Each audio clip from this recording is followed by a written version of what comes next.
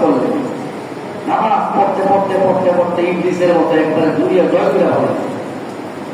পৃথিবীর এমন কোনো জায়গা বাকি নাই, এমন কোনো স্থান নাই যেই জায়গায় শয়তান ইবলিস যে আমাদের চরম শত্রু সেজদা দেয় নাই, পৃথিবীর এমন কোনো জায়গা নেই।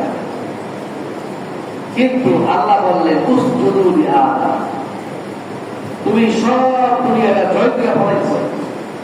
আমার ইবাদত করতে করতে দুনিয়ার এমন কোনো স্থান নাই যেখানে তুমি সেজদা দেও না। কিন্তু আমি আজকে আল্লাহ আমার নিজ হাতে আদমকে সৃষ্টি করছি জান্নাতের ভিতরে, তাকে হাজারো হাজারো গুণে গুণান্বিত করেছি।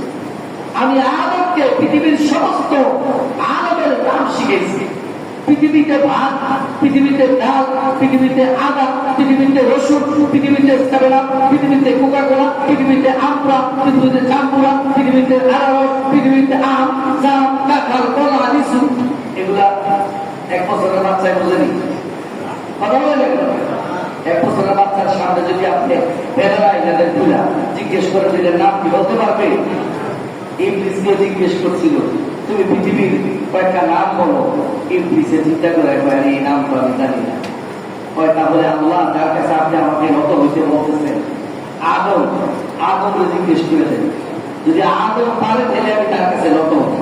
আল্লাহ তাআলা আদমের ভিতরে এই এলেম দান করে দিচ্ছেন। সুবহানাল্লাহ।